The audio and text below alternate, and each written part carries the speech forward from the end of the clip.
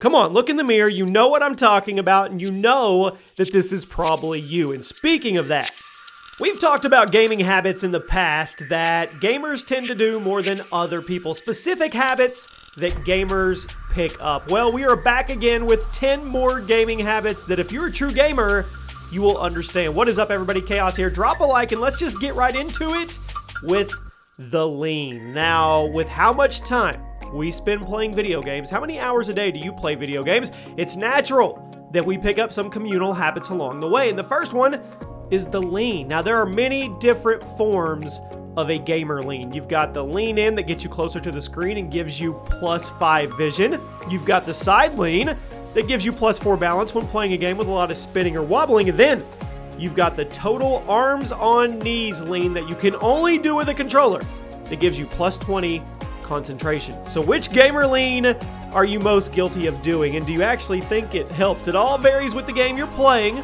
but I know that we are all guilty as gamers of doing at least one of these. Next up is doing the same combo over and over. I'm raising my hand right now because I am so guilty of this one.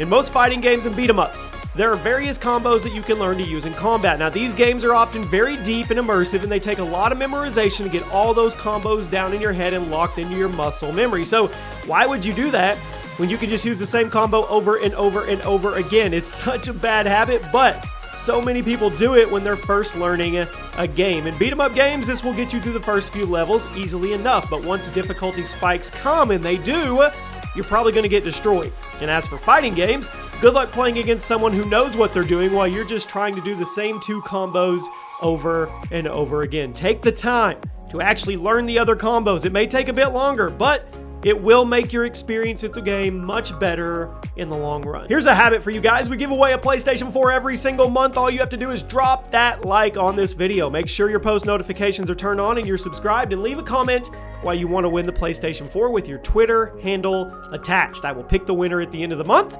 and good luck. Eating during multiplayer games. Now, come on. You can't pause a multiplayer game, right? Everyone knows this. It's totally normal to want to have a snack while you're playing video games, but how many times have you gotten yourself killed or almost killed in a multiplayer game because you decided to go get a handful of Goldfish or Doritos when you thought you were safe in a corner somewhere from everybody? You would think that after all these years of telling our moms that you can't pause a multiplayer game, we would understand that concept for ourselves, but we don't. We don't. I know I'm guilty of this. I mean, I think I did it the other day on Modern Warfare. Gamers have to eat, and I get that, but we continue to do this. It's a gaming habit that we can't break. How about double jumping too early? Now, in a lot of platforming games, double jumping is a massive piece of the pie. You have to be precise with your jumps in order to traverse long gaps. But how many times have you been playing a platforming game and you're trying to get through it as quickly as you can because part of it, I mean, that's the fun of it, getting through it fast, and maybe you're hungry and you want to grab something to eat, and you come to a gap where you're supposed to time your double jump, but instead you just throw both jumps out and you end up falling to your demise. Then, because we're gamers, we get frustrated and we try the same strategy over and over again before we actually change things up and do what we're supposed to do. Come on, look in the mirror, you know what I'm talking about, and you know that this is probably you. And speaking of that, doing the same thing over and over again. A lot of games have elements of trial and error, Dark Souls, in them, and you're supposed to try certain tactics. If it fails, you go back, you try something new after assessing the situation and what you did wrong, and you fix it, right?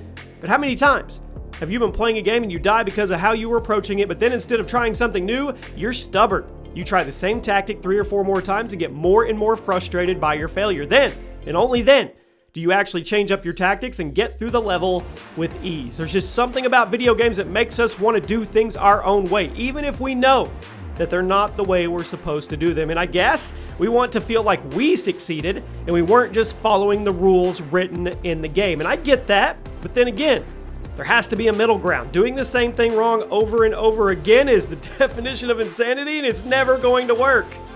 Man, oh man, I may be the most guilty party in the room on this next one.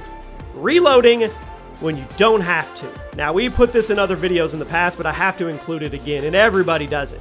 Due to the fact that gun magazines and video games are magical, and they don't waste any bullets when you throw them away, it has led to a world where it's super common for gamers to reload when they're still going to have 10 or 20 bullets in their mag. Now, in real life, Those 10 or 20 bullets would be lost when you threw the mag away, but since it's a video game, those bullets just magically go back in your pocket. So why do we do this? Well, I think it's because we like feeling like we're doing something and we don't just like standing around in a video game. So if our magazine isn't totally full, we'll hit the reload button even if we definitely don't need to. But how many times have you been caught by an enemy in a reload that you didn't have to do? Now, I've always said it's pretty funny if the next COD or Battlefield game decided to actually treat magazine realistically and made you lose those extra bullets when you toss the mag away. That would shake things up and probably change the gameplay quite a bit. You wouldn't see people just reloading magically all the time. Jumping, rolling, sliding everywhere. Now, I don't know what it is about gamers, but they just have to jump everywhere when they're playing a game. It seems it does not matter what kind of game it is. A shooter, RPG, action game, platformer. It does not matter. When there is a long stretch of ground that you have to traverse in order to get to the next action sequence or the next fight, you will be jumping, rolling, sliding, whatever you can in a straight line or zigzag to get there. And sometimes we convince ourselves that we're actually going faster than just running there, but even when we know this isn't the case, we do it anyway. Now, I think it comes back to what I said about the compulsive reloading. Gamers just don't want to be doing nothing, and we definitely don't want to be running in a straight line when we have all these movement options at our fingertips, am I right? So we'd rather jump, slide, and roll our way to the next battle instead of just running from point A to point B. Makes total sense. Rushing through dialogue. Guilty party right here. Now, a lot of RPGs and looter shooters do this thing where they'll have you come face to face with an NPC and then have back and forth dialogue, eventually coming to a dialogue tree for you to progress the story. But I think we're all guilty of coming to one of these characters and then we just mash the skip button until we get the dialogue tree, at which point we don't know what to say. We just want to keep the story moving along, but we didn't want to pay too close enough attention, which leads to an awkward situation where we just make an educated guess on what the characters were talking about, and then we roll the die on whether or not we said the right thing. So how many times have you found yourself in this situation and then said something to an NPC that you really didn't want to say? Spoiler alert!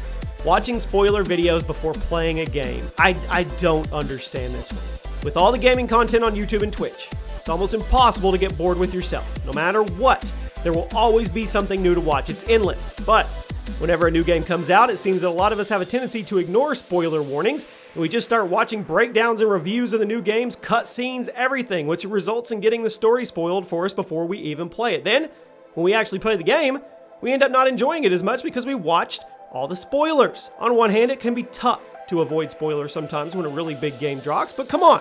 It seems like a lot of us just want to watch our favorite YouTubers, hey guys, and streamers play a new game, but we can't seem to switch it off when the spoilers are around. How many times have you spoiled a game for yourself before you even played it? And finally, at number 1 today, guilty habit, gaming habit at least, number 1, hoarding games on sale. The rise of the digital marketplaces like Steam and Humble Bundle have led to tons and tons of gamers finding themselves with huge libraries of games that they're never going to play. How many games do you have in your Steam library you've never even played? Come on, let me know. It's hard to look at a Steam bundle that gives you 5 games for $5 and not buy it. It's a steal, right? But how many of those games are you actually going to play? And the same goes for consoles. How many free games have you gotten from Xbox Live Gold or PS Plus, but you've never played them and you never will? They're just sitting in your library forever, going unplayed. Now, I guess that's a trade-off with the rise of digital distribution. On one hand, it is easier than ever to get access to games, but on the other hand, a lot of games are going to be unplayed in your library because you have so many other games to choose from. So, I ask you once again, how many games do you own that you haven't actually played? And what is that one game that you own that you really, really want to play, but for some reason, you just keep avoiding it? And there you have it, my friends.